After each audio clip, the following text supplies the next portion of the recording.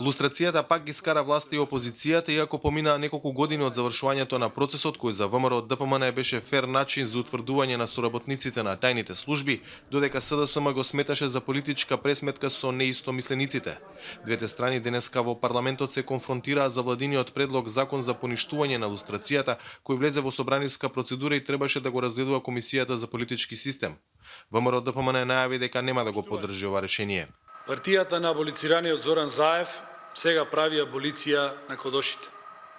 Децата на кодошите си ги амнестираат своите предци. Со СДСМ, Македонија стана единствена држава во Европа во која нема лустрација на кодошите на комунистичкиот режим, кои цели кариери изградија врз база кодошење на македонските патриоти, но и на недолжни граѓани.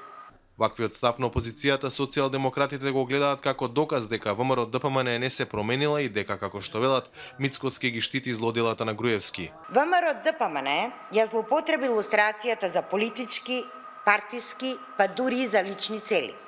Со новото предложено решение се пристапува кон отстранување на штетните последици по лицата кои беа жртви на овие постапки. Собранискиот спикер има воздржан став за новата кавга во парламентот што тој го води. Јас како пратеник сум го поддржал законот за лустрација во времето кога сум бил пратеник. Не сум имал проблем со тој закон, ниту имам проблем со новиот закон. Во тој контекст посебен коментар не би требало. Од 2008 до 2015 лустрацијата во земјава преку два закона опфати неколку стотици луѓе, од кои дел познати јавни личности, критичари на владењето на тогашната власт на ВМРО ДПМН. Целиот процес на лустрација беше обележан со контроверзии, а сериозни забелешки за начинот на водење на постапките имаше и дел од меѓународната заедница. За Гласот на Америка, од Скопје, Владимир Мирчевски.